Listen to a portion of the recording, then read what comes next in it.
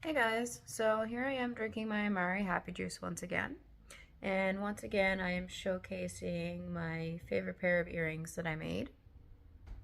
I actually made these probably about 8 or 9 years ago now, but I just absolutely love them and they didn't sell, so I'm just gonna wear them because I like them.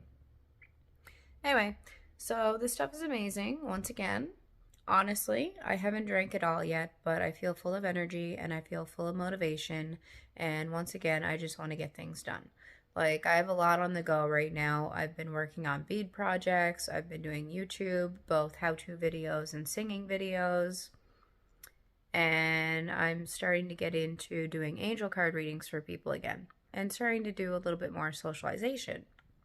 So, my life is seeming to get a little bit better, which is good. I mean, I still have anhedonia, which sucks. But like I said, I'm drinking this stuff, and I believe over time it's going to completely eliminate my anhedonia. Now, unfortunately, as you've noticed, I have really short nails again. I had to cut them because they kept breaking, which kind of makes me sad because I like my long, beautiful nails, but they just kept breaking. So I'm praying to God that this time when they grow back, they don't break because I want them nice and long and beautiful because I love my nails.